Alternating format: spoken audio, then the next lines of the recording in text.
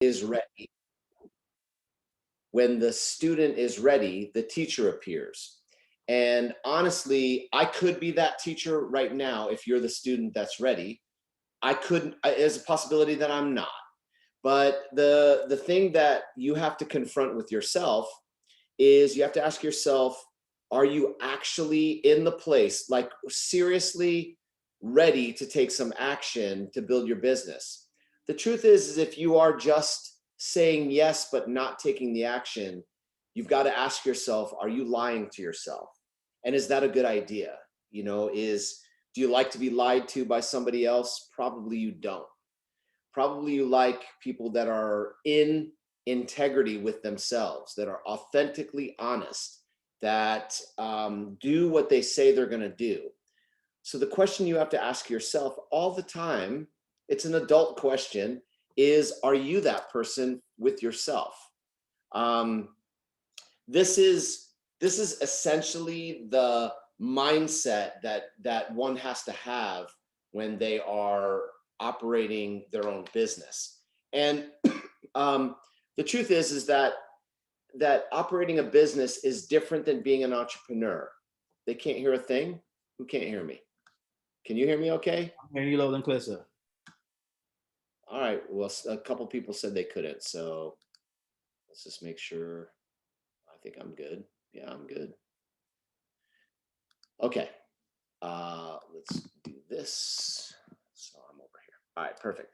So where I'm going with all of this is I think that as people, we have to actually get real about what it is we're trying to accomplish and how we're going to accomplish it and whether we're actually serious about it. The problem that most people really have is that they talk a good game, but they don't necessarily live a good game. It's like reading a book. Some books are to be read and understood, and some books are actually to be lived and practiced. Like they give you something to do and you need to go do it.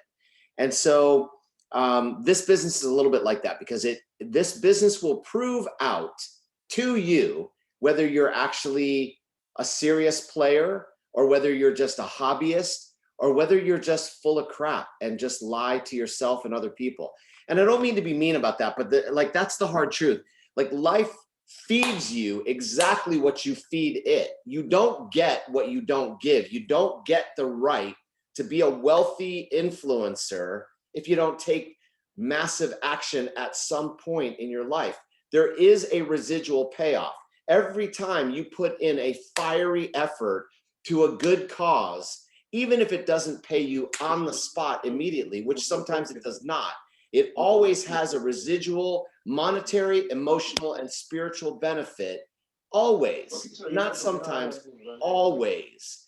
And so you have to then decide really with great assurance that you're in this to win this. Just, Anderson said a lot of things. When he said being in it to win it, sometimes that sounds like the same thing you've heard for 20 years if you've been around for 20 years. And everybody says it, but here's the thing. Do you feel it? Like, do you feel inside that you're actually in and you're going to do what it takes to win? Because if you don't feel it, you've already lost the game. So don't even go out and play. Get back into your room, read what you need to read, believe what you need to believe, exercise, eat right, go for a run, and then come back and make a decision on what you're here to do. Because the truth is, if you don't do that, you are lying to yourself and you're lying to everybody else. You're not fooling anybody. The only person you're fooling is actually just you, and you already know that that's not true. So what I want to encourage you to do is make firm decisions, make declarative statements. Be specific about those declarative statements about where you're going to be a month from now, 2 months from now, 5 months from now. Hey, you may not exactly get to that place, but that's okay, because guess what?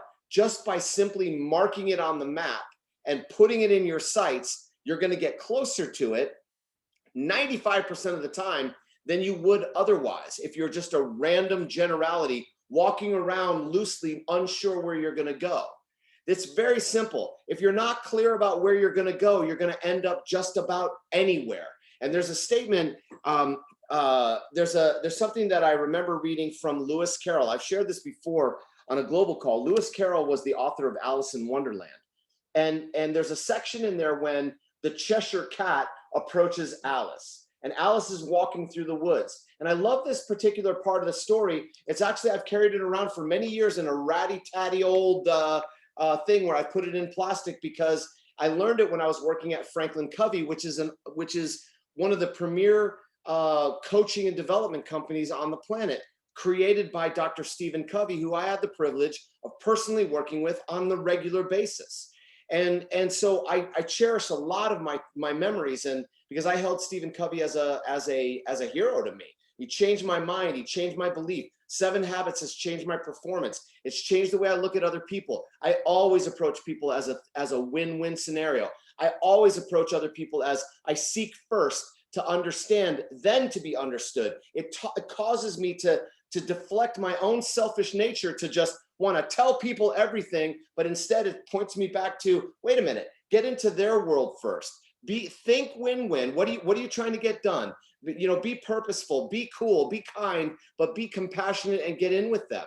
Well, here's one of the things that I learned in a leadership training, and it was this particular passage. I'll just read it to you because Lewis Carroll says Alice in Wonderland much better than I do. So how about I just do that?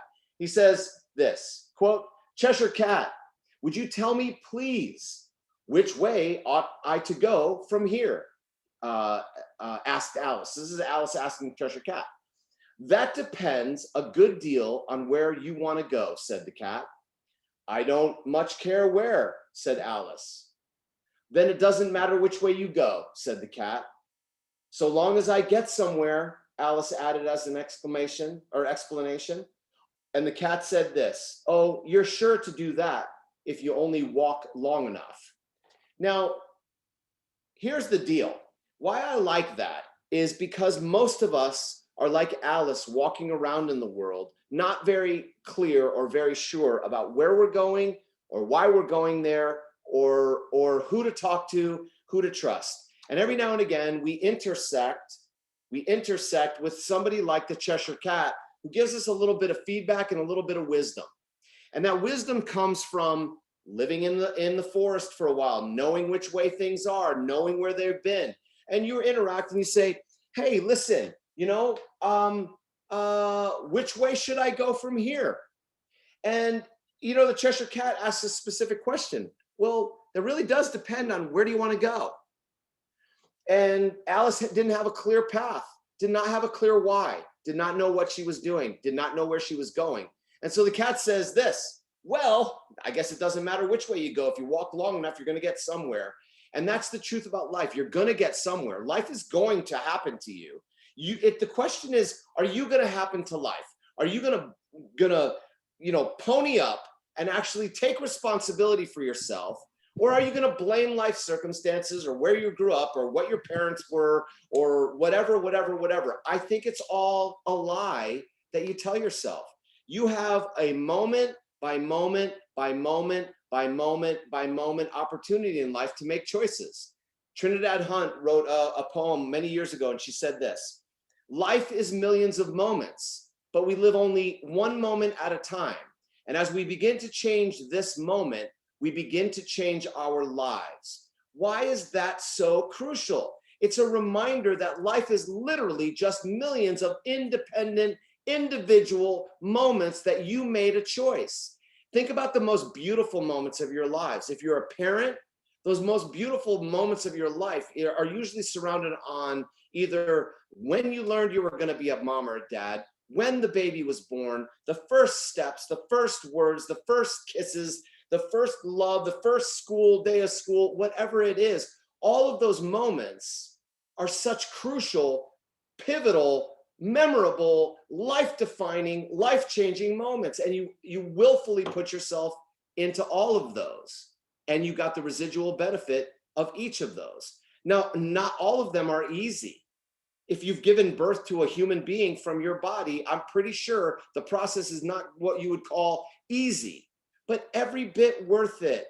And that's the thing about life, is that some of the hardest things in life are actually painful but teachable moments in your life that cause you to make the effort over and over again. And so the message that Anderson and I talked about was around momentum. And why is that an ever-present conversation? The reason is because we all get stuck. We all get stuck regularly. So if you've ever been stuck, and this is part of the interactive part, if you've ever been stuck, ever, put a stuck in the chat box. Write out the word stuck, right? If you've ever been stuck, write that out. Because the truth is, you need to clear that out of your head. You need to literally clear that kind of thinking out of your head and move to a new firepower, a new level of committing to yourself to say, yes, I've been stuck, but I know how to unstick my stuckedness, right? You can say any word you want, Anderson. You can make up any word you want around genuineness, whatever, like awesomeness, successfulness, making moneyness, being awesomeness, winning this gameness. I don't care what you say. The bottom line is every ness is worth your thing. So you can unstick your stuckness. And that is really what the common conversation in all of business is, to actually unstick the stuck and move out of inertia. Jason talks a lot about inertia, and inertia is kind of the opposite of momentum. But what's amazing about momentum is that you can decide to actually be in momentum. You might not be. You might be stuck. You might literally be looking at your business and saying, man, I haven't done a damn thing in a month or 2 months.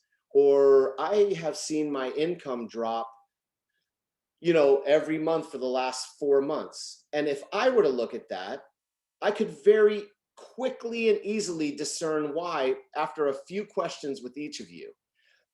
If you're in momentum, you're actually not gauging yourself on the actual results. You're watching yourself on the activities, because the activities have everything to do with your mindset. They have everything to do with your hope set, your belief set, your will set, your commitment set, right? It has everything to do with it. Results, I don't give a crap about. I do not care. Like, yes, results pay the bills and all of that. I don't want to say that that's not an end game.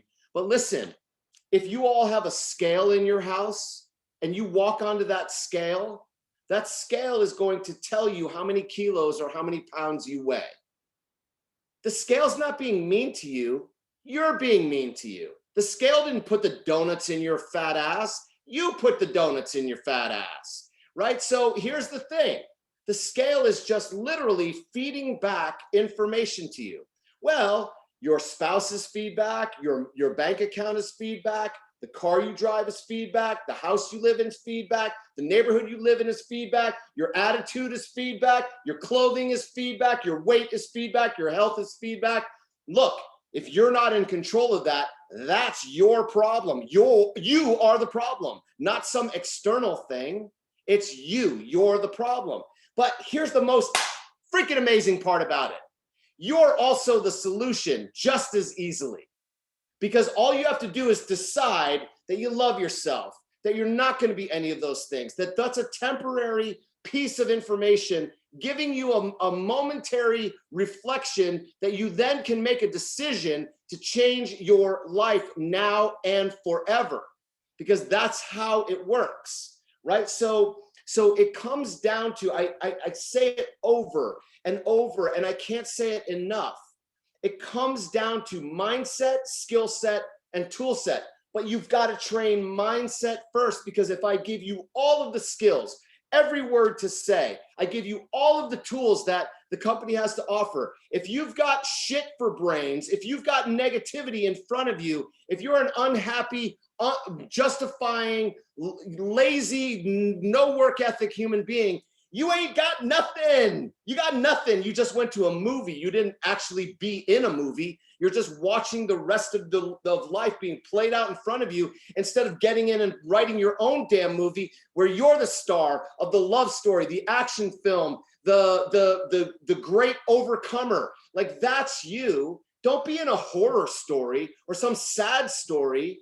Like, come on, step up your life and get yourself fired up. Now, look, it's easy enough for me to come on a call like this and get all amped up and get you all fired up. And maybe you think I'm silly and maybe you like what I have to say. Maybe you're excited or maybe you're offended. It doesn't matter to me. That's the truth. I didn't come on here to be nice. There's a saying that the word nice means nothing inside me cares enough, right? I'm not here to be nice. I'm here to be honest.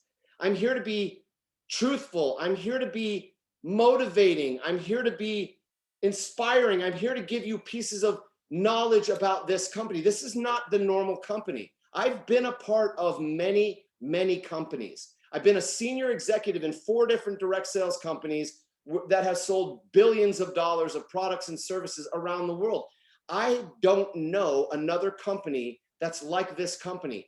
Our mix of products looks confusing on the outside world to some people, but when you come on the inside, setting up a financial behemoth inside of an attached virtual reality is reality. Like, it's an opportunity that it doesn't exist anywhere else. What I'm doing right now, and I'll just tell you this, what I'm doing right now is setting up the regulatory conversation for this whole thing to roll into the United States.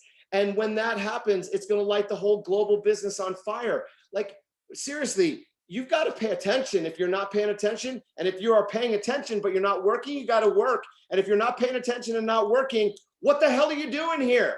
Like, go drive a car for Uber, because the rest of us people who are going to get rich are going to need somebody to drive us around. But here's the thing. Come and play. If you're in the game, play the game. Play to win. This is a powerful thing. I was thinking about why is this so challenging for people? Because I don't really fully understand. I've worked my butt off my entire life since I was a teenager, knocking on doors, traveling around the world, selling stuff. I have worked hard to pay for my family. I had 5 kids at a young age. I've got 10 grandbabies now. I'm an old man. But here's the thing. Like, I worked, and I don't understand making excuses. It's not okay. No matter what you do, if you're in this business, figure out how to win. And if you can't figure it out all by yourself, guess what? There are people around you, above you, below you, next to you that do know how to do it. So pony up with them and figure out how to stay accountable. It really does. It really, really does. The energy of this kind of a business really does come down to a very simple thing. You have to own a few simple rituals every day. That's it. You need to own listen to what I said. You need to own a few simple rituals every day. I'm pretty sure you all brush your teeth every day. And I don't think at your ages, anybody's got to remind you to do that. As a matter of fact, there's an immediate feedback. If your mouth smells like dog crap, you're going to get immediate feedback from somebody. So guess what? You brush your teeth. If all your teeth fall out and you look like you just came out of the jungle, you're going to fix that stuff, because people have an expectation to gauge against your face and see your smile and know that you take care of yourself. So, silly statement, right? But owning simple rituals like that is the same in business as it is in hygiene, personal health, weight management. Business requires you to take several ritualistic steps every day. And unfortunately, humans are generically challenged, because we're genetically challenged around personal accountability. At least that's been my experience with people. They don't love accountability. But the only way that anything seems to ever get done is if there are deadlines and accountability. That's the hard reality, right? So anytime I've had a job, when I go to that job, I have an expectation that on a certain day of the month or a certain day of the week, I'm going to receive pay for my efforts to be in that job. But that job has an expectation too, that when I come in, that I'm going to get a certain number of things done, whatever those things are. Sales, revenue, projects, twiggy things built, it doesn't matter. You have a responsibility. And so if you don't do that responsibility, then there's a chance that that company is going to say, I'd like to not actually give you money any longer. As a matter of fact, I don't actually want you around here anymore. So adios, don't let the door hit you in the backside.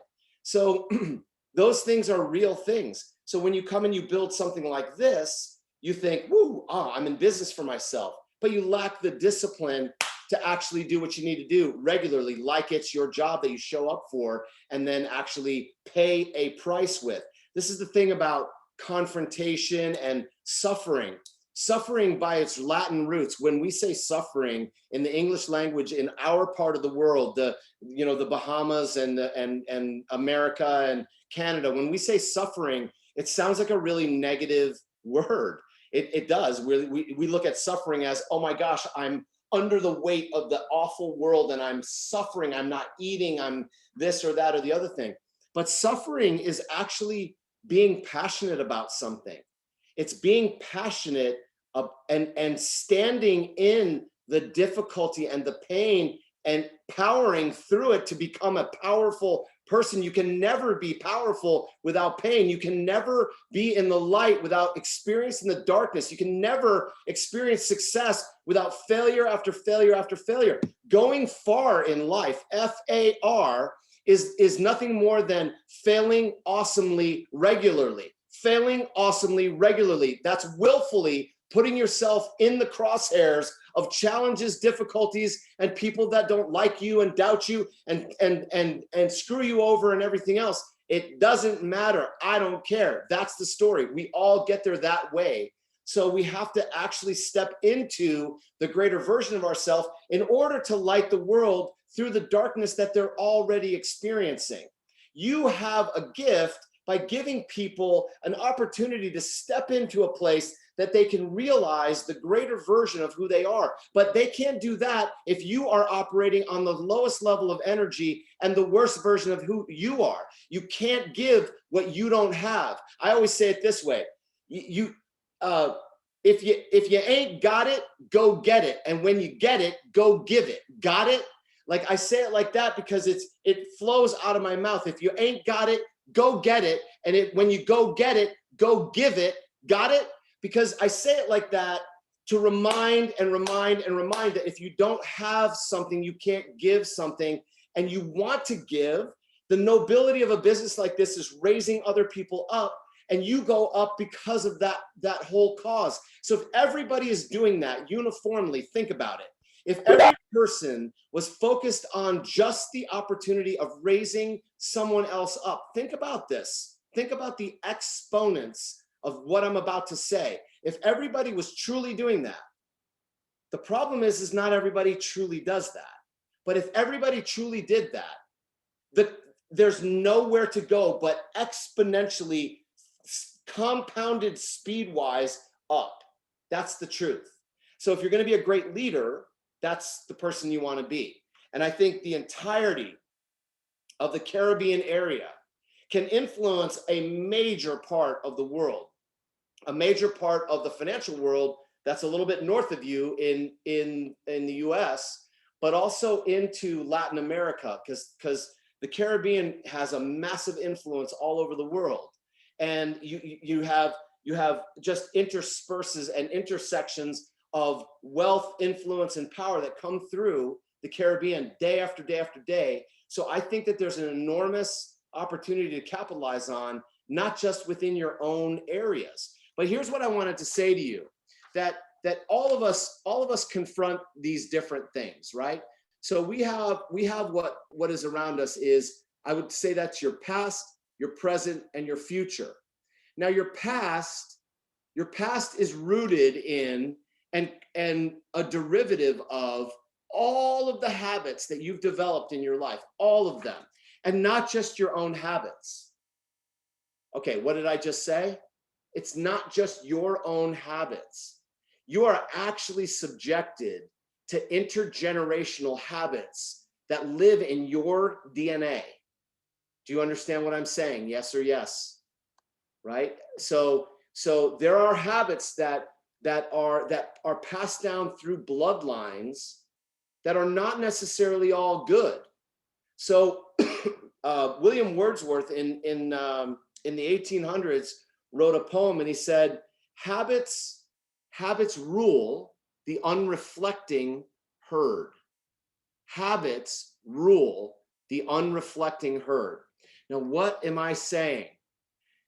It's poetry, it's deep, but habits do rule the unreflecting herd. What I'm saying to you right now is, don't you be an unreflecting herd.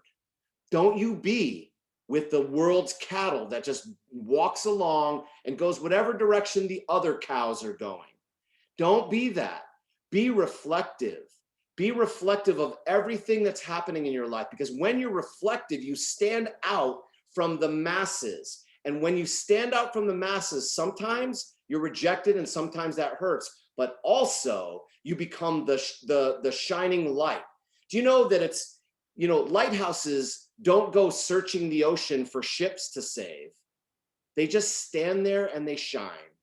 They just stand at the ocean shore, and if a ship comes by, they alert them that danger is close. But they don't go out to sea looking for problems. They don't go out looking for ships that in distress. They just stand there and they just shine. And that's exactly what you have to do to be a very powerful influencer. And that's actually what sets you up for your future. See, we never do anything but live in the present. There really is no future, right? You never think about it. You never actually live in the future, because every time you get to what you thought was the future is now the present. So you're always in the present. You never leave the present. You never go in the past, although you try to dredge it up and drag it up and remind your ex-husband of what a jerk he was from 20 years ago, whatever, it might be true, but the fact of the matter is it is not in the present. It's in the yesteryear. It's in your memory bank. So it's actually not really real. It's just a figment of your imagination. Same thing with the future. However, here's what is real about that. We do travel through the world. We do travel through years, and we do travel through time. And our guideposts are the habits that live in our lives. And if we go unreflecting on them, the only chance we have is to continue the same cycle. So if you want to be a transition figure, hear that word, a transition figure in your family lineage, you're becoming a disruptor to a habituation that has lived in your genetic encoding for many or a few generations. So it could be poverty, it could be alcoholism, it could be any number of things. And you probably justifiably can use it as an excuse. And when you use it as an excuse, you justify your behavior or the lack of it. And you qualify yourself to be a loser, as opposed to lift yourself up and out of it and place yourself in the wilderness of potentially winning it all.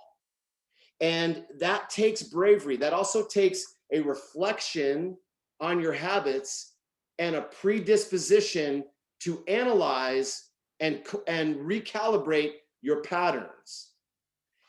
What do I mean by that? What I mean is that patterns are a foretelling of what's to come. If you can have the patterns of discipline, of reaching out to a certain number of people every day, following up with a certain number of people every day, having a certain number of conversations every day, calculating how many people became a customer or a business partner every day. If you did that, you'd be working your business like you are running a boutique on Main Street. Because if you were running a boutique on Main Street, every month you'd have to pay rent. And every month you'd have to pay for the electricity, and you'd have to pay the little girl that was in there working the cash register. Oh, you'd have to pay for the cash register, for the products that are in your store, for the everything. You'd have to pay for it all. And if you didn't sell stuff, bye, enjoy your foreclosure on your new business. You would not tolerate that. You wouldn't put up with it for a minute. You'd fight, and you'd fight to win that battle, to go get customers to come in your door. You'd do whatever you had to do to approach, talk, and engage. Because guess what? If they don't walk in the door, they'll never buy anything. So you got to get them in the door if you're running a little boutique. Well, what's different than what we do? Nothing. The effective getting people in the door is doing one of these kind of conversations. Maybe it's your one-on-one, maybe it's there at the beach, maybe it's a Zoom call with a few people, whatever it is. This is getting people in the door. That's your work, that's your marketing, that's your effort to create a business. It's not that much, it's not that difficult. You're not building houses, you're not painting towers, you're not stringing phone lines, you're not digging ditches, you're not cleaning the bottom of boats. You're talking to people, inviting them into an opportunity to get better than themselves. Why the hell would you not go after this with every possible fiber of your being and bleed on the field until you win? Why would you not? It's silly, because you can't win if the people around you don't win. So here's the deal. When you get that first check, it's because you've helped other people get their first check. And so it's everybody's winning. Why on earth would you selfishly not go do stuff like this? This is the stuff of the heart. This is the stuff of making people better. So this, I look at this and call it a side hustle with heart, right? It's a side hustle. For some of you, it's a full-time hustle. That's awesome. But if it's a side hustle and you've got a job and you're doing this as a part-time, this is a side hustle that has real heart, because it teaches practical, tactical things to do to win in cryptocurrency, in foreign exchange trading, in like the frontier of all of business life, in virtual reality, in the skill sets that it takes to actually work interpersonally with people. This is such a beautiful, beautiful place. And when you are focused on your goals and what you're consistently after, then that's what I was saying to you, that you'll drive your activity focused at those goals and the results. But if you don't measure your life's quality on results, you measure your life's quality below that, which is your behaviors and your actions. Well, that's nice to say, but it also doesn't mean anything to most of you. So you got to go a layer down below that. And that's where you have to really work on your mindset. Like, what the heck's going on between your two ears in terms of your thoughts and your emotions and your feelings about the basic things you have to do to win. Something's getting in your way, or you would be running one of these calls and not Anderson. So if you've been sitting in the bleachers watching this game be played for a couple of years, my question to you is, what's wrong with you? What's wrong with you? What's up? Why are you not on the field running like the champion that you are? Why? Why? I don't know the answer to that. And you all have a reason. That every one of you, I just made you very uncomfortable. Some of you are not smiling as a result of that question. And I'm totally okay with that, because guess what? I'm not here to be nice. I'm here to actually up your game. I'm here to remind you that you're playing a much bigger game than you think you're playing. You think that this is some little thing about go sell a couple things or go recruit a couple people. If that's what you think, you're in the wrong place. You could go flip burgers or make hot dogs by the side of the road and make more money than recruiting 2 or 3 people. Like, that's not what this is about. This is about building a liquidity. This is about building a financial windfall that allows you the freedom of choice in all parts of your life. No government should tell you that you're locked down on your island. Buy your own damn island, right? So like honestly, I think we have to think big, but we also have to think practically, right? So it's one thing for me to say, dream big. I do say that a lot, because I think that I think it's one of the beautiful things we're allowed to do is dream big. It's free. It doesn't cost anything to dream big. In fact, it's highly encouraged. But then there's the practical and tactical approach. Like, well, all right, so then what? I dream big deal. But what do I do next? Well, you have to take action, and you have to act as if you are already that person. But that's uncomfortable for people, because they feel like they're an imposter. The imposter syndrome is a real thing. You go out and buy a fake Rolex and you're going to pretend you're like already successful. That isn't going to work, because your lie and fraud's going to come through you to people in front of you. But you are not lying when you are excited. You're not lying when you are hope filled, with a joy in your heart, with a brightness of hope for the future and a clear story of how you're going to get there. That's the mindset and the attitude that provides the fuel and the energy to take the necessary actions to win the game that yield the results. You can't really come up with the results. You can't really control the results. The result for me is drop 15 pounds on my scale, but I am not going to drop 15 pounds if I drink wine and eat steak and eat cake and donuts every other day. Like, I've got to work for what I want to do. So I can say the words, but then I have to drive the actions that supplement and build the foundation and the pillars that live below it. And that's why Anderson said something to me, or said something in the beginning. He talked about the core values. Success in any organization is being associated with a group of people that hold similar values to you. If you're a good Christian, church-going, conservative human being, and your best friend is a carousing alcoholic drug dealer, I'm going to tell you, there's going to be moments where that's not going to be a good scenario for you. So more than likely, you're probably going to separate because you don't vibe with that tribe, right? So you need to move away from it. And why it's important for you to pull the people that you trust into your inner core and into your circle is because you're trying to create the replication and the energy and the momentum to do what you need to do to go forward. But it still comes down to you. This is still an all individual effort. This isn't a group win. Yes, the group wins, but you must win. You must win by yourself. You must do the work.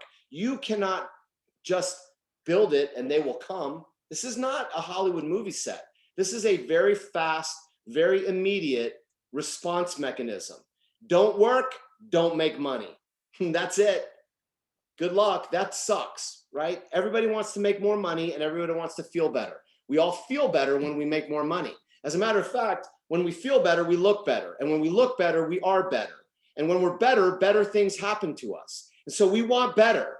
And what's not better is to not take the action that you need to do to bet on yourself for what the future can actually be. And that's an everyday, day-to-day decision-making activity of positivity, of belief, of willfulness through the clouds, through the fog, through the negativity, until you get to the sunshine on the other side, that people start feeding you, hey, I do want to do that. Or tell me about that stuff. I'm interested in investing. And there it is. And if you work for it, you find it. It's always there for all of us, but we have to stay in our belief operating system. So if I can do anything, and I don't know what I can do for you, honestly, I don't know what each of you needs. I'm not talking to you each individually. I'm here talking to you as a group. But if I can do anything for you as a group, is fire up enough of you that you decide to take the necessary actions, that you influence the rest of you to take the necessary actions to influence all of you to create momentum and fire. That's how it works. I've been a coach of many, many soccer teams in my life, all the way up. I played semi-professional soccer in the US, and my kids were really good. They played in college and everything else, and I coached them through the years. Here's what I always knew. What I always knew is how well our games were going to go on Saturday. And I'll tell you how I knew. It was how my boys showed up to play on Thursday. How did they show up for the scrimmage and the practice on Thursday? What was their head? And I would take account. How many of them were out hustling like it was a game? And if I could count more than 6, I knew that I had a high chance of winning on Saturday, because I knew that there would be the carryover. Because Friday we would just run and do a little strength stretching, whatever. But we didn't want to put ourselves in the position of potentially getting hurt. So Thursday, I knew that the attitude and the momentum would carry through to my games on Saturday. And I was right almost all the time. And I know that in soccer, football, that if I have one more person on the field hustling than you do, the game is mine eventually. Yeah, you might get a lucky shot, but whatever. realistically, if I have a team of people that are hustling, even if they don't even have as much skill as you do, I'll beat you 9 out of 10 times. If I have a team of hustlers and I got more of them on the field hustling, you're going to make a mistake and my hustlers are going to capitalize and put the ball in the back of the net. That's the end of the story. I know the odds. I know the power of trajectory. I know the power of momentum. I know what it means to be a human wave of humanity and ideas. I know what it is. I've lived it. It's happening right now. What you need to understand, what you really need to understand is where we are as an organization. And I was thinking about this. So I've drawn this before, but this is what a typical network marketing company looks like. This is a typical network marketing company. All right, what you're looking at is 4 stages of growth.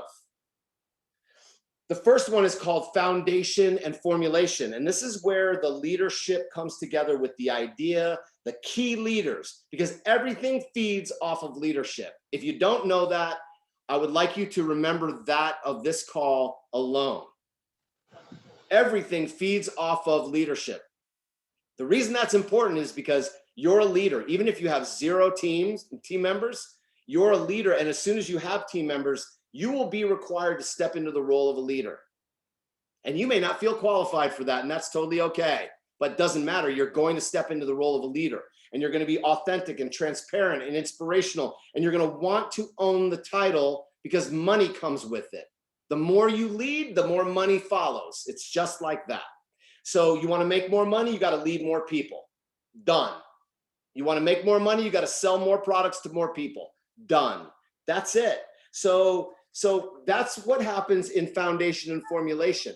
This happens personally, but it also happens in a company. So I want you to remember this. The things I'm telling you are structural around a business, but they're also applicable to you as a human organic organism. The same scenarios happen.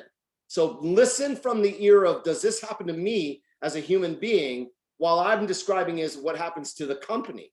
But what happens to the company is you have the first year or could be 3 years in the foundation and formulation where the key leaders are brought in.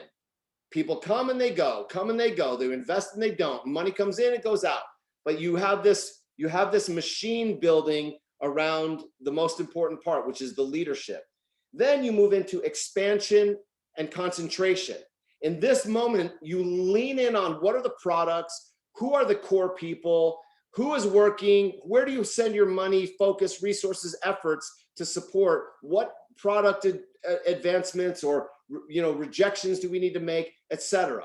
Now, Success Factory's already been through some of that already. They had some products, they moved them out. They added some new products, some are good, some are flat. These are the things, this is what an innovative group of people and an innovative company always does. But bottom line, you hold to the things that actually work, which are cryptocurrency, foreign exchange trading, and this virtual reality, as well as the personality coding, and we'll continue to add products and services as we go. But that's what's happening in the concentration and expansion for time and space. That could be another 3 years. So realistically, the first 2 phases could be 3 to 6 to 7 years or so. But then what happens every time the company starts to notch up into what's called momentum. Now, think about yourselves. You do the same thing. You're like gathering your team. You're like pulling, you're like focusing on the things that you figured out how to win. And then something clicks, boom, and your business goes like this. Well, you want to be having that run personally while the company is having their run organizationally. And what you need to know is, as an organization, Success Factory is tilting into, in my estimation, tilting into the early stages of a true momentum run. And some of it's going to happen as the US starts to key up, but some of it's going to happen just as a result of our ability to get back out into the world and continue the message that went on pause a year and a half ago. And then as the company expands its product line and its people and its country footprint, then that can last, this momentum can last 7, 15 years, whatever. And then every company stables out and then they become a stable place. Now, there's a strategy for building a business in every one of these phases. There's a strategy for everyone in these phases. The hardest place to create big immediate cash flow is right here in stability. The easiest place for people who don't deserve to have as much wealth as they get is simply because they came in at the right time and the right place, and they got carried up by the rising tide. And that's a beautiful place to be. One of the other hardest places to be is right here, where there's some doubt in the marketplace. People don't really know, but you're pulling them together. Y'all are sitting right in that. So what I want you to know is where we are as an organization is way down here. What that means is if you stay in this game and just stay in the game and do a little bit to be in the game, you'll set yourself up for an unrealistic, undeserved amount of money that will come to you, because the people that you brought in will start doing things that you didn't do yourself. You won't believe that they did, but because you stayed in it, you'll start to win from it. But you've got to be in the game. Like, you still have to play. You can't just buy a ticket and sit on your duff and expect anything to happen, because it won't. You will ebb yourself out. I don't want you on my team if you're a non-player or a non-contributor, because guess what? You're going to turn out to be negative. I'll cut your ass right off my team. I don't want you there. If you're not here to play, go somewhere else where people don't give a crap about winning. I do. So if you don't have that kind of sassy, confident attitude, maybe you don't have to do it with the same firepower or whatever. That's fine. Maybe you think I'm coming off a little too hardcore. That's okay too. This is me. You sit in a room with me. This is me. I'm fun. I love you. I will, when I'm not on this soapbox, I'm a very, very tame and lovely person. And I'll give you a hug. I'll hold your hand. I'll sit next to you. I'll tell you fine things. You'll feel like $1 million sitting next to me. But you put me in front of a room like this, where there's business on the line, where people's families' well-being is on the line, you're going to get my absolute freaking firepower, because I'm sick of seeing people not thrive when they absolutely can. It's not okay to me. So I think we have this massive opportunity, but most of you are not stepping into your greatness. Most of you are playing small. Most of you are playing like little punks on a big field, and you look like little ants chasing a crumb on a giant field, and nobody gives a shit about little tiny ants chasing crumbs. You know what they pay attention to? Are the big players who score the goals, who run the ball down the field, who call for it, who are it, who own it, that you know their names on the back of their jerseys. But here's the truth. You don't know the names of everybody, because not everybody comes to play to win. But you always know the names of the people who are there to play to win. So I want to invite you to confront yourself for real, intellectually, emotionally, spiritually, physically, financially. Confront yourself. Get real with who you are. What's working? What's not working? Ask yourself these questions. Be introspective. Hey man, why did I choose Success Factory in the first place? Why do I still choose it? Why didn't I quit? I've been a failure at this business for 3 years. Why haven't I quit? I don't know. Write the damn answer. Figure it out so you can tell me when I ask you, why haven't you quit after 3 years of sucking at this business? Why haven't you quit? There's something in you that says, I'm a damn champion, right? I'm a champion. So what I would say is focus on that. Focus on the skills necessary to pick your lane, dial in it, and live your why and live your dream, right? So this point right here, this is the world you live in. So the sooner you get into action and building your team against an organization that's already doing it, whether you do it or not, that's how you'll know that you're winning the game. Otherwise, you're not winning the game, right? And there's really 5 things that I want to kind of leave with you on this is there's 5 things that really work in this business. And I said it in the beginning, one is to dream big. So if you're dreaming big, you're starting yourself off in a place of genius. Albert Einstein said that imagination is pure genius, right? And so if you dream big on purpose, unapologetically, and you root for other people doing the exact same thing, you clap for the people that are winning, whether you're winning or not, That kind of a thing is your ability to actually dream big and then set yourself on a path to go catch the dreams that you just dreamed. Because that's the thing. You can dream them, but then you actually have to go catch them, which means you have to go take actions to be them. It's not good enough to just dream a dream. You have to take actions with it. Otherwise, it's ridiculous. The second thing is that you need to do is you need to plan. You need to plan your approach. You need to have clear markers, clear steps in the process. Next month, this time, I'm this. Next month after that, this time, I'm this. I'm not going to settle for not reaching X number of people every day. I know a woman who's a millionaire in another company, and she always did a 5-3-2, 7 days a week, 5-3-2. But there's 3-3-30. There's a bunch of different mantras here. But 5-3-2 was 5 new reach outs, minimum, nothing wavering. 5 fresh reach outs every day. Phone call, text, instant messenger, whatever. 5 reach outs every day. 3 follow-ups with those people every day. Find your 3 that are in action, that are happening. Make the follow-up calls. How's it going? And just endure the discomfort that comes from being a follow-up kind of a person, but that's what it takes. And then 2, team reach outs every day.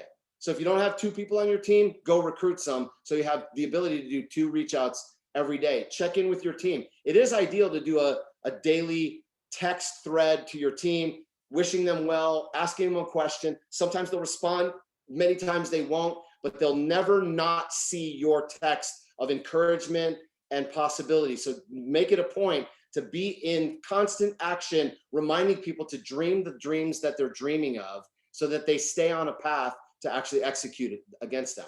Plan the plan. That's the second thing that I said. The third one is train.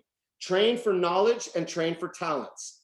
Talents, this is the key thing. So when I was talking to you earlier about the belief operating system, which is your mindset and your attitude, and then what lives underneath your mindset and your attitude is your conditioning and your talents. Talents are an unbelievable thing because talents create excitement around your attitude. And the attitude is so deadly to you.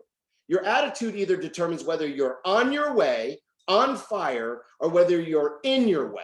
It's a simple letter. It's an I or an O, but you're either on your way or you're in your way. And if you're in your way, that's a major problem because you are the worst stumbling block of all humans on the planet. You're the only one that can really stop you. And so you want to be on your way. And being on your way is assuring yourself that you're learning something or that you have something to say or that you learn something new, you're positive. So you constantly feed yourself information and skills. That is a talent. Talents drive attitude. Attitude drives behavior. Behavior yields results. That's how you control results, is that you learn new talents. People don't fully understand this, but I'm telling you after tonight, I've said it now several times. If you don't understand this, you should check your pulse. You might have passed away because I've said it so clearly that it should be crystal clear. Now, on the other side of that is conditioning. Conditioning is your life's training, your knowledge, the things that are implanted in your brain, your deepest belief systems. The challenge with all of those is many of those were put in there by good-intentioned people, well-intentioned people. But let's imagine this. Let's just say that you're 30 years old, you're trying to build an entrepreneurial business, but your mom and dad were pastors in a church in a small village in a small part of the island or whatever. Would you say they're entrepreneurial? Not so much. Could those people, good-hearted folks, could they have taught you the skills and the information and the knowledge to be a powerful entrepreneur? If you say yes, then that's fine, but I don't think that they can. And so, so the truth is they probably taught you a lot of good things, well-meaning things, but those things could be dogma and limiting thoughts in your deepest resources of your brain. So that's why you have to reflect, which is why I said habits rule the unreflecting herd, because habits are based and predicated on many beliefs and knowledge, and some of it is subliminal beliefs and knowledge, which is why you have to go in and be a disruptor, to be a transition figure in your family. To be a transition figure, you literally have to make a declarative statement that you're going to be that and say, my family lineage is no longer going to be poor, living off of, government handouts or whatever. We're going to be a wealthy family, and it's going to start with me. And if I don't get there, I'm going to teach the skills and the drive and the mindset and the beliefs so that my next generation carries it forward to the next level. But 3 generations from now, my lineage with my name on it is going to be wealthy beyond belief. That's the kind of game to play. That's the kind of game that can be played here, but you got to kind of believe that. You got to believe it, then you have to conceive your possibility in it, and then you will achieve it. That's what Earl Nightingale said 50 years ago. Believe, conceive, well, he actually said conceive, believe, and achieve. So I got those mixed, but either way, it doesn't matter. Like, all of those 3 things are important. So dream big, plan, train, and get the knowledge and the talents. And then number 4 is work, work, work, work. Outwork everybody else. Do the things that are uncomfortable. When you do things that are uncomfortable, you'll live a life of comfort down the road. If you live a life of comfort and do the comfortable things right now, you will be very uncomfortable in your old age. And so do the work now. Outwork. Have the attitude of it's do or die. It's do or die. Because here's the thing I know about human beings. When it's freaking do or die, it's always do. You always find a way. Your brain has the ability to, on the moment, pivot from one thought to the next to get done what needs to get done, but it's only getting done because you made a commitment to get it done. And that's where this whole thing starts to culminate into one big message around the same thing, which is get your brain in the game, do the things that are necessary to win, and it's all in your mindset. It keeps coming back to that. So number 4 is work. Number 5 is don't take no for an answer. When you take no for an answer, that is really about your ego.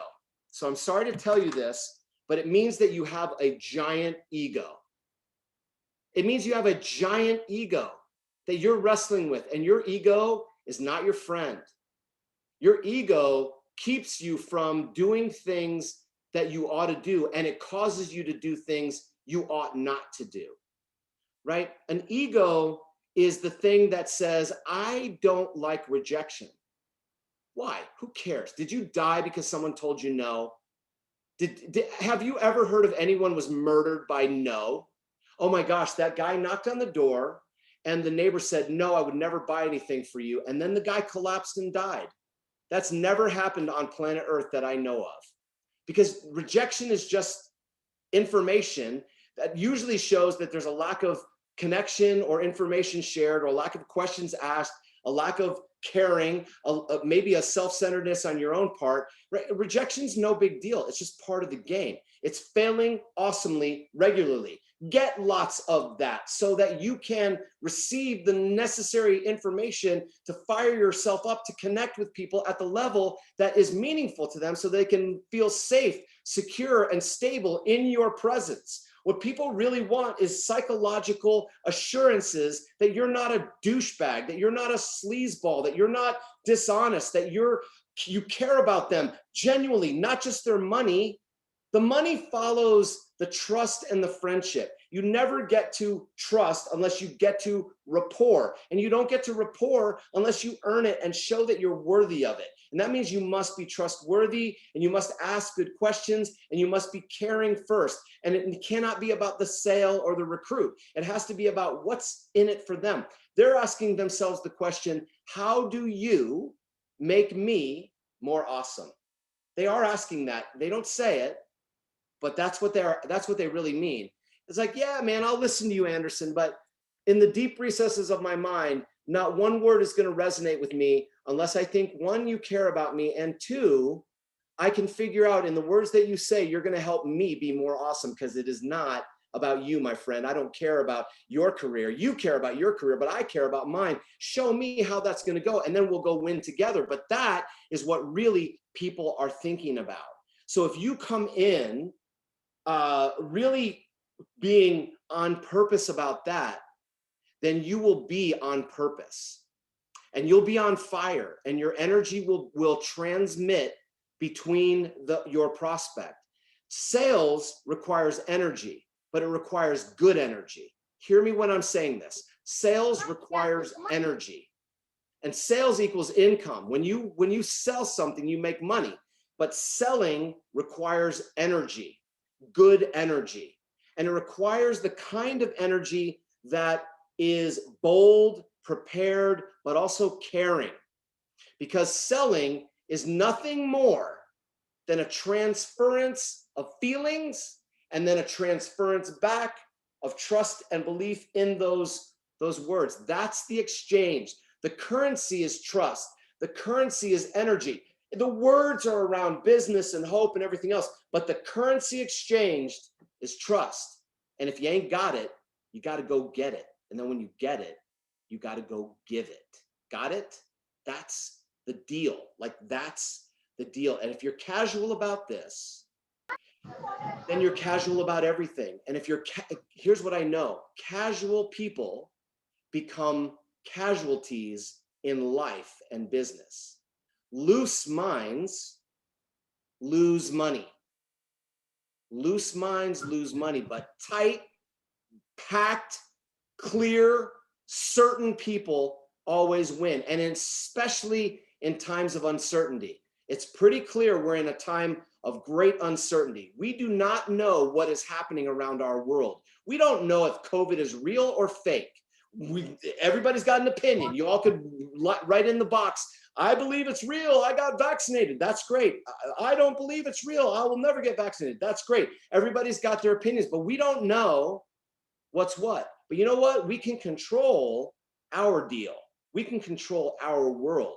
We can be literally in charge of our own world, create our own space, create our own possibility by not being a casualty of business, by not having loose minds, but by being clear on purpose, with direction, with goals that are clear, and absolute adherence to a few simple rituals every day. How many people are you going to reach out to? How many people are you going to reach out to? That's a statistic. If you don't know how many people you're going to reach out to every day, you are treating this business in a way that you don't deserve anything. So make a decision and live with it. How many people are you going to reach out to every day? How many people are you going to follow up with that you reached out to yesterday, the day before? Who's on your hot list? How many people are you going to follow up with every day? How many conversations did you have? 1, none, 5, whatever. Keep track every day in a journal, on a spreadsheet, whatever drives you and makes you happy, but be disciplined. Do not go to bed without making the efforts, and do not go to bed without tracking your numbers, because if you were in your own business, your computer systems, your finance people, your CFO would be tracking your ass every day. Every dollar that came in, every dollar that went out, every payment that was going to be made, every bill that was sitting on the books. It's the same thing. Treat this business with the same level of respect and authority. Do not be half-assed at your business. Be whole-assed. Be fully in. You'll get full checks by being in full commitment to the business. Maybe you can't give full time. I'm not saying that. That's different.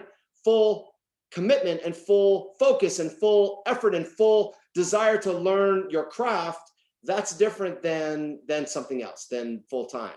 But I hope that this has some meaning to you, because there's a lot of things I could teach you, and there's a lot of things I could talk about. Clearly I get lit up, and clearly I just go on at different stages, but momentum is really a clear thing to me.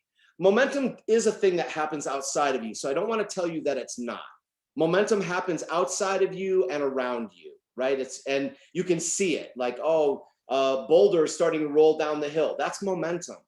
A train is getting started and it's moving and it's getting faster and faster. That's momentum. A rocket ship takes off, an airplane takes off. You see momentum being created all around you. So it does happen. But what you don't know that happens is momentum is literally a state of mind as well. It's a state of your brain, because every thought is a vibration in your body. Every thought is an energy flow through your brain out into the ethos, out into the world. Every single thought is an energetic line and a wave and a sound and a resonance. Every one. So if you're hearing the sound of my passion and my commitment and to educating you around this, is because you're vibrating at a higher level, simply because you've been on this call with me and you listen to my rhythmic way that I drive my freaking message into your ear over and over, and you're bouncing your seats, you're clapping your hands, you're like, yes, Because why? You're pre-programmed for awesomeness, for that level of movement through your business and through your life. And so what I want you to know is momentum is that. Momentum is a state of mind. And here's what it does. It ignites energy. It ignites enthusiasm. It ignites passion. That's what it does. In world-class performing people, which is all of you, in world-class people, it is a subjective emotional perception. Write that down. In world-class people, momentum is a subjective emotional perception. It's manufactured in the mind. You manufacture it. You subjectively, emotionally perceive it by manufacturing it in your brain. And while you do this, this artificial creation of this momentum literally attracts pure, real scientific momentum around you. This is a known fact. This is not my stated belief. This is a fact, proven scientifically, energetically. This is the real deal. And average people average people stand around and wait for something good to happen. They wait for momentum to strike. But champions create it on demand. Champions create it on demand. And so many of you have seen me in different events. I shared with you something I learned from someone many, many years ago. And I will stand in front, before I go on stage or do something, I will stand in front of a mirror and I'll look at myself and I'll say, you're awesome, you're awesome, you're awesome, you're awesome, you're awesome, until I smile. Because when I do that, it lightens my own emotional limiting thoughts, fears, doubts, nervousness, because I still get nervous when I come to do something like this, because I want to make sure I deliver something meaningful. I don't want to be just a chattering monkey. But the bottom line is that I speak to myself and I raise up my own vibrational soul to a level where I can be meaningfully connected and powerfully leading you to a level where you need to be in order to feel the vibration of possibility and creation of a dream and an idea that will lead you to the life you want to live. And so I feel like I have to be there to help you get there, because if I ain't got it, I can't give it. And so I got to go get it. And then when I get it, I got to go give it. Got it? Every time, every time. This is the deal. It's an exchange. The word is exchange, because it's an exchange of energy. You all came to this call. You stayed on this call. Somebody just said, I've got 3 pages of notes. You're doing the stuff of business. And so in exchange for me coming and giving this energy, you're giving the energy to paying attention, writing your notes. And I'm seeing that not many people have fallen off this call. That's a powerful thing about you, right? Because you could be sitting there going, I'm just going to eat my spaghetti and watch the show. Let's see what this guy has to say. Well, or you can sit and look at this and say, crap, I got to get my game on. And if you're doing that, then I am doing what I'm supposed to be doing. I'm not just putting on a puppet show from Atlanta. And that's easy peasy. But what I want you to do is get into a place of momentum. And so I literally will stand in front of my mirror when I'm trying to get myself in that place, and I say, I have massive momentum. I have massive momentum.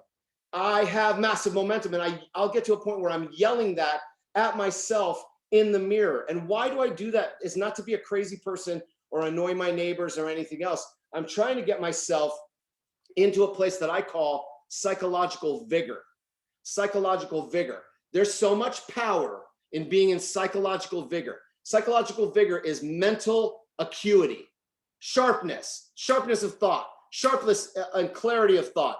I am certain in uncertain times. Those who are the most certain in uncertain times win big, right? So that's mental acuity. The second one is physical energy. I'm taking myself to get the right amount of rest. I'm drinking water when I wake up. I'm meditating when I take 10 minutes and I meditate and I breathe. I take a cold shower once in a while, and I stimulate the ancient tracks inside of my body for breathing and creating the physical energy. I take the supplements. I feed myself so that I feed my brain, I feed my soul, I feed my eyes, I feed my muscles, I feed my body, I feed my gut feed my feet. Like I do what I need to do the things I want to do. If I have no energy for it, I have to sit on my fat ass and eat Cheetos, then you're not going to do any of this. It's that simple, right? And if you eat Cheetos all day, your mental acuity is going to be in the toilet because you won't be smart enough and sharp enough because of all the poison you're putting in your body. So I'm not standing here to tell you eat right and sleep right. Yes, if you don't know that, then you haven't been alive long enough. And then the third piece is emotional well-being. Why emotional well-being is so crucial. I was looking at something. I draw a lot of notes. I take a lot of notes. I think about a lot of things. And I'll finish with this because for me, I talk about positive practical psychology, because life and sales and building a team and leadership and all of that is about practical psychological tools to win the game, because the biggest game is happening between our ears. The reason you have any interest in listening to me for this amount of time is because you need to refeed the negativity that slowly builds itself in your brain like a tumor. And I'm coming in to do a little brain surgery, remove the tumor, scrub your brain a little bit, put some new stuff into your brain, grow a new little cerebral cortex, and allow you the freedom to believe something new yet again. It might be the same old thing, but guess what? Fire your ass up, get out and prove that it's actually working. Prove yourself that you're proven worthy. And so I think about this kind of thing. You know, people are looking for all the same stuff. And this is a function of Maslow's hierarchy, but also, you know, the basics of what people are really wanting, which is to feel better, make more money, create impact. They want safety, stability, love, belonging, esteem. They want cash flow, they want profit flow, they want wealth flow. They're moving from survival to maintenance to leisure to contribution. And basically, this is world-class thinking. This kind of stuff is what the upper 5% of humanity think. And the fact is, we got 70 plus people on this call. That's a lot less than 5% of the people that are in success factories. So you're already distinguishing yourself amongst the has-beens and the will not be's. And you are among the probably gonna and very likely will and maybe already have people. So own your title, light your ass on fire, be proactive around the numbers. I've already said it several times. The thing that will kick you into a positive state of being is a positive state of action. If you hear nothing from this call, but this last thing I'm going to say, if you hear nothing, you don't remember anything, if you didn't take a single note, or if you took a bunch of notes and you go back and read them and like, what the hell is this? Remember what I'm about to say right now. And that, and now I'm already forgetting what I was going to say, because I got off on thinking about, oh my gosh, I just had a brain fart. Wow, I teed that up and then I dropped it off. Well, I'll have to think about it, Anderson. I will have to think about what I'm saying, because, you know, the setbacks that we have in our life and the setbacks we have in our business, really positive state of being. Thank you. The setbacks that we have are really just the setup for us to come back and be the powerful people that we're destined and predestined to be. I hope that you will take the time to move yourself from just being good, just being okay, just creating the getting by, the having the I'll get to it tomorrow attitude, and maybe moving yourself into a great attitude, because this is a battlefront in life. You need to be stronger physically. You need to be stronger emotionally, mentally, financially. If you're going to change lives, you've got to be good in all of those parts of your life. And I hope that this conversation around being in the top world-class level of this company will fire your momentum engines up so that you'll put in motion the things you deserve to have in motion. The reality is when things get into motion, they tend to stay in motion. The hardest thing you can do is to create momentum. And the second hardest thing you can do is keep it. So once you have it, you owe it to yourself to maintain it and continue to get the residual benefits of it.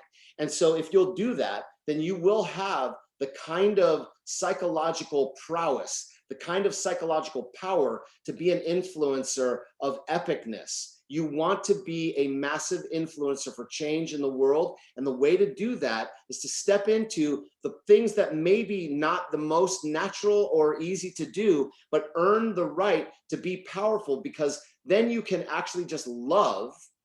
You can just love. You can just love. You can just love life. You can just love the world. You can just love helping people. And love is the greatest magnet of all. It attracts people. It creates energy. It creates abundance. It opens the space of your life. And the wider the space of your life, the more that can fit in. And nature does not like open space in a vacuum. So when you build out a bigger and bigger space, you create more and more opening for more and more people to come around you, to be influenced at the warmth of your knowledge and your fire and your love.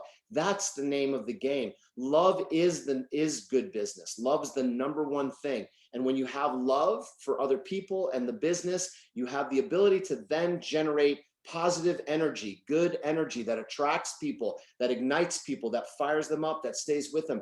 And when you show that you love them and you're psychologically around them, helping them achieve the security, stability, and safety that they're looking for, that trust, that peace of mind, that thing that drives most all of us that on a quest for something else. When you do that, then when you love people like that and you cultivate that mission around you, then you attract the energy and generate the energy, which inspires greatness and inspires audacious behavior and goals, big goals, mansion goals, dream goals. And then you show the proof that you'll be with people over and over again.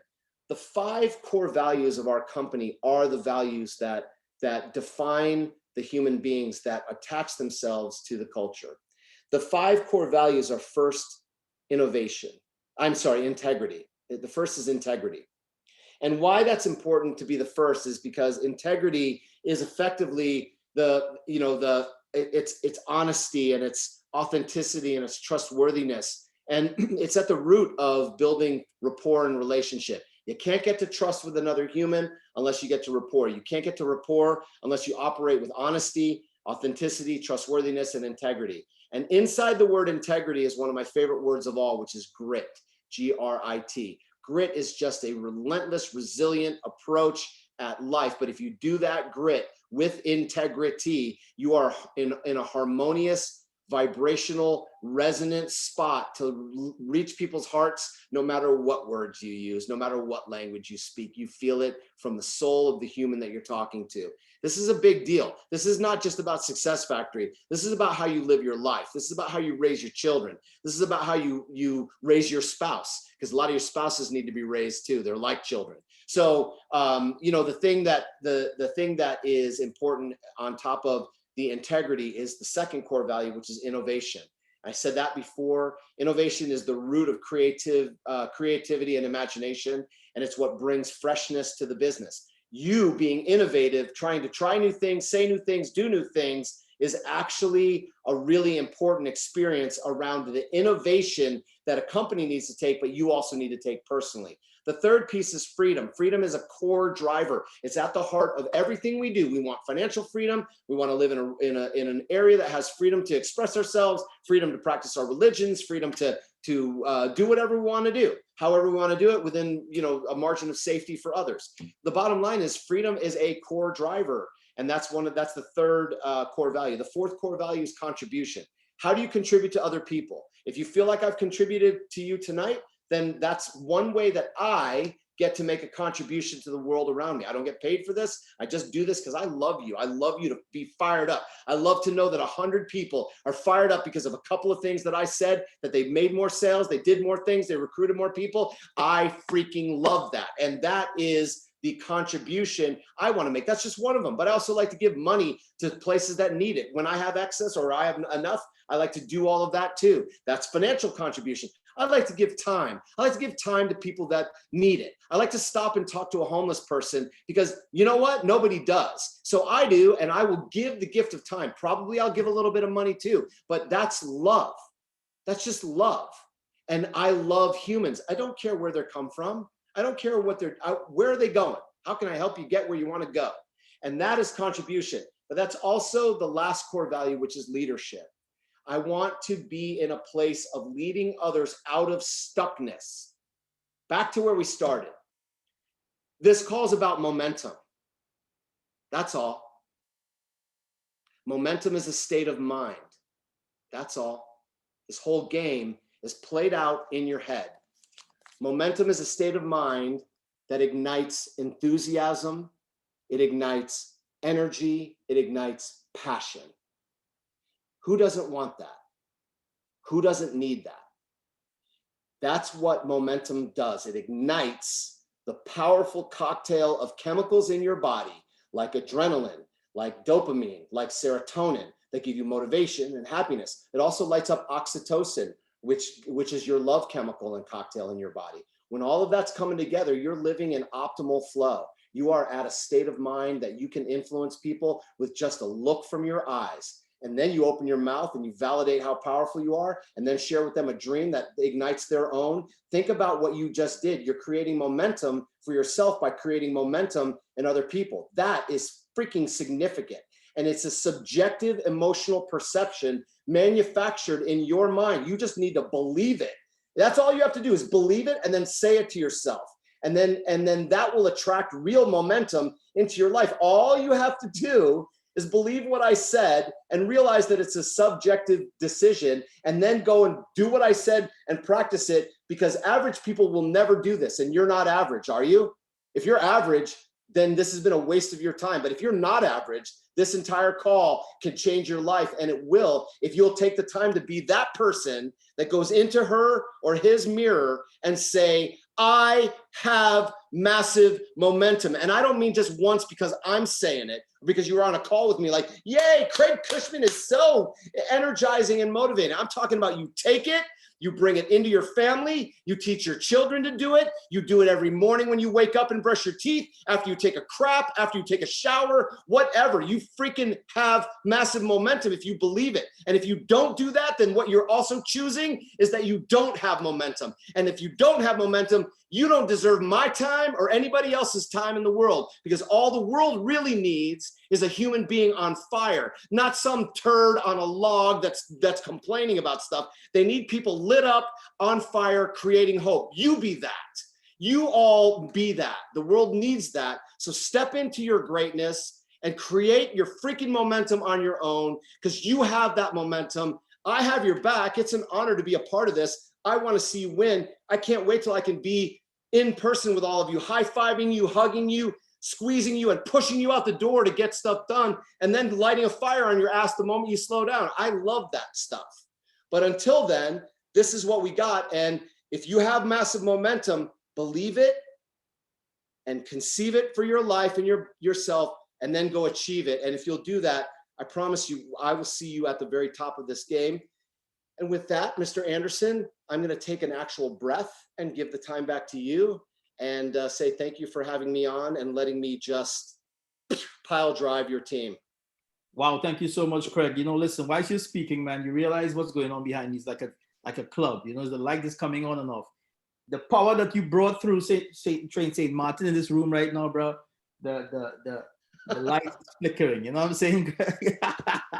Hey, ladies and gentlemen, I know you're excited. Craig, thank you so much for the value you've added. If you receive value, just type success in the chat box, because I want to get that mindset in right now. Just type success in the chat box. Say thank you to Craig. Send the love to Craig, man. Craig, we definitely appreciate you. You know, sir, you got me taking notes, man. Notes. It's just notes upon pages of notes. I know some of you have so many notes. You know, the thing is, we can study this note, regurgitate it, and come again, man, because, you know, we are on the move to create momentum. More so, ladies and gentlemen, we are here to create the finest leaders that the world has ever seen in this company. You heard from Mr. Craig Cushman, the value he brought. And this is what I'm saying. This is not just another company. This is not just another gig, another thing. This is something real. This is something that we are working on to create the best.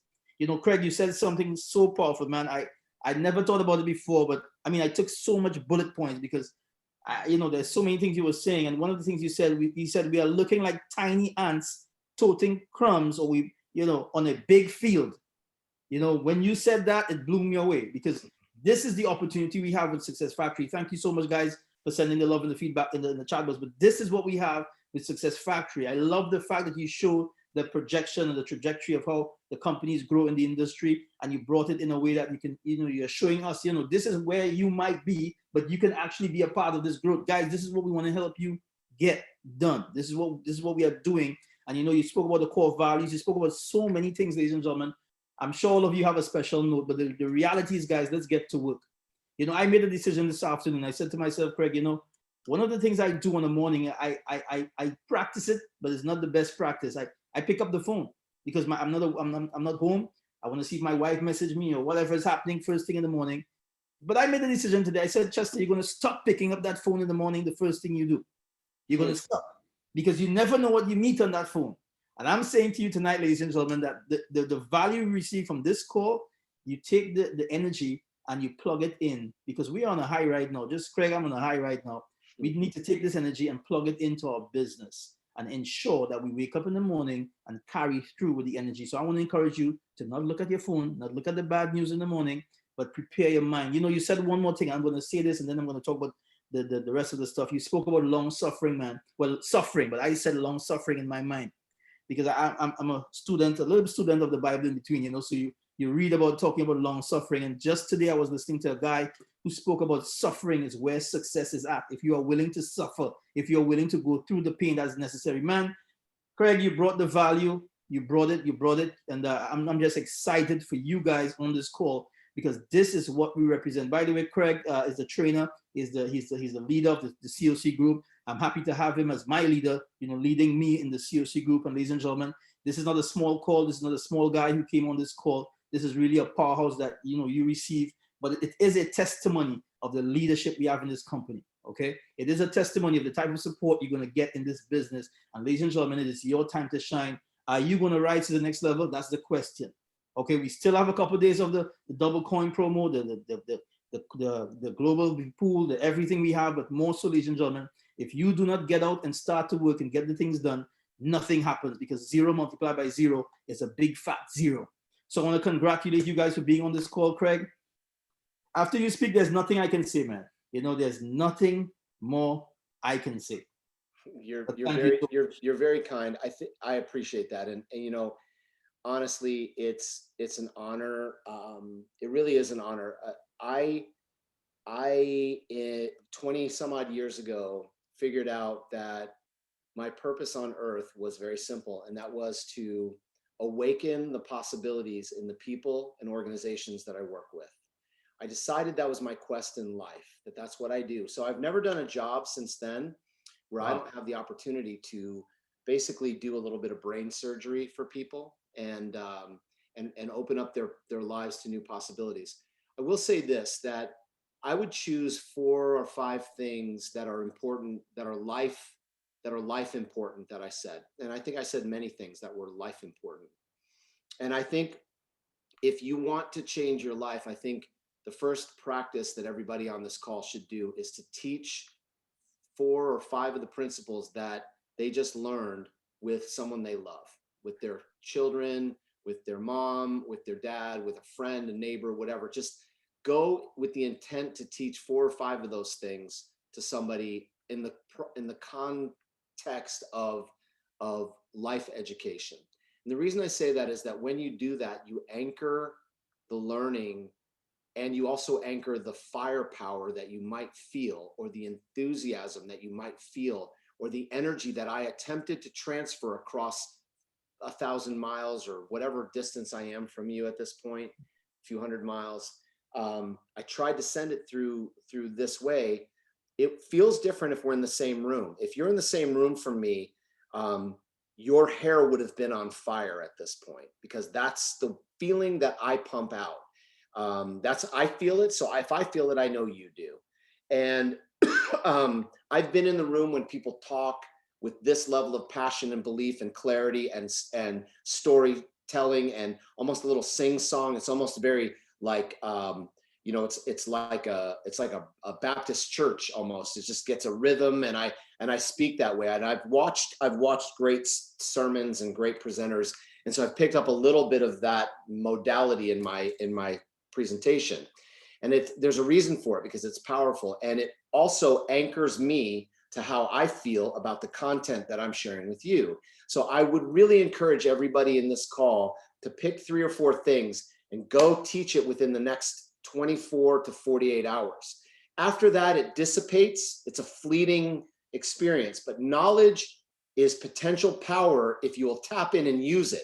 Knowledge is not power, because you have pages of notes, but I guarantee you, you probably have 1,000 other pages of notes that you haven't looked at since you wrote them. And the notes that you have in your book right now from me, a week from now, you will probably not have, you won't even looked at them again. And so there's a need for me to come back 3 weeks from now and say similar things. And you'll be like, oh yeah, you said that before. Oh yeah. Oh, and lots of people have that Yabba scenario. Yabba, it's a disease. It's called Yabba disease. And they just get, oh yeah, but I already have that. Yeah, but I have already done that. Yabba. And so you gotta inoculate yourself from the Yabba disease and put yourself into a place where you teach the knowledge that you just gained, or a segment of it, to anchor it into you, because then you'll be able to replicate it over and over again. And that is the concept and context and structure of being a great teacher and an influencer and a leader. So I think, Anderson, I think you're on your game, brother. I appreciate you for pulling this meeting together. I appreciate you inviting your team. I appreciate your team coming to support you, to support themselves. This is a community, and no one of us is as smart as all of us, and no one of us is as powerful as all of us. If we all step up a little bit, we step up the vibration of the entire organization, and it gets felt by the world around us. So play the game to win for you, and we can all see each other winning. And I think, you know, that's what we're here to do together. So I love all of you for being here. I really do. When I say this, I know it sounds trite, but I really do I love the hearts of entrepreneurial men and women, because that's the root of success across the world. Nothing gets done until something gets sold. No hope is delivered until somebody goes out and proactively shares it. And so you have the ability to share hope and get things done and help people make money. And there's no more important thing than you can do. You know, in the biblical term, it's you can give a man a fish, or you can teach a man to fish. And this is an opportunity to feed the man and then teach him how to feed himself and others. It's a beautiful thing. So come play the game, play it with fire, play it with an intent, and let's go out and win this thing together. Wow, thank you so much, Craig. Thank you so much, Craig. You know, guys, I'm just humbled to be here on this call. And once again, man, you know, like you said, we said it at the beginning, we're in it to win it. I want to close this call off with a quote, with a quote that you made. I'm not sure if it's a quote, but I think it's a quote, Craig. I think it's the most fitting way to close this call tonight, because there's a lot of people hurting in the world right now. There's a lot of people looking for hope. There's a lot of people don't know which way is up, which way to turn. And I really believe that we have the beacon of light. We have the beacon of light to share with people, so that people can move to that next level where they find hope, where they see something that they can win with in 2021. So I want to close with this, what you said, Craig. You said lighthouses don't look for ships in the darkness. They just stand there and they shine. I'm not sure if I'm just saying what I wrote in the quick time, but lighthouses don't look for ships in the darkness. They just stand there and they shine, ladies and gentlemen. Be the lighthouse for many people. You just shine. Keep shining your light. Don't get, flustered. Don't get worried. Don't be too concerned. You just do what you got to do every single day. Get to work, because at the end of the day, faith without works is dead. Okay. So thank you so much, sir. Appreciate you guys. Much love to all of you. Of course, connect with your sponsors, connect with your uplines, connect with me. Do whatever is necessary, guys, because we are in this thing to win this thing. All right. Have a great night. God bless. Thank you once again, Mr. Craig Cushman. Godspeed. My pleasure, buddy. Best to everybody. Much love. See you soon.